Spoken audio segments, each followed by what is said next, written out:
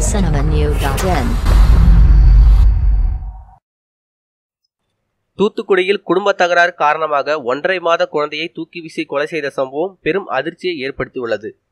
தூத்துக்குடி மாவட்டம் நல்லவாடு அருகே உள்ள பாறைக்காடு ஊரை சேர்ந்தவர் ராஜேஸ்வரி. இவருக்கு 1.5 மாத பெண் குழந்தை உள்ளது. ராஜேஸ்வரியின் குடும்பத்துக்கு அவரது உறவினர் வண்டிமலையான் என்பவருக்கும் முன்விரோதம் இருந்துள்ளது. இந்த நிலையில் ராஜேஸ்வரியின் வீட்டுக்கு நேற்று வந்த வண்டிமலையான் தகராறு செய்துள்ளான். அப்போது திடீரென படுக்கையில் இருந்த 1.5 மாத பெண் குழந்தையை தூக்கி கீழே வீசியுள்ளான். இதில் குழந்தை ரத்த வெள்ளத்தில் சம்பவ இடத்திலே பரிதாபமாக துடிதுடித்து உயிரிழந்தது. இதனை தடுக்க சென்ற தாய் ராஜேஸ்வரியும் கத்தியால் பயங்கரமாக குத்தியுள்ளார். இதில் உயிருக்கு ஆபத்தான நிலையில் ராஜேஸ்வரி மருத்துவமனையில் அனுமதிக்கப்பட்டுள்ளார். இது தொடர்பாக வழக்கு பதிவு செய்துள்ள போலீசார் தப்பி ஓடிய வண்டிமலையானை தீவிரமாக தேடி வருகின்றனர். மேலும் இதுபோல செய்திகளுக்கு லைக் மற்றும் சப்ஸ்கிரைப் செய்யவும்.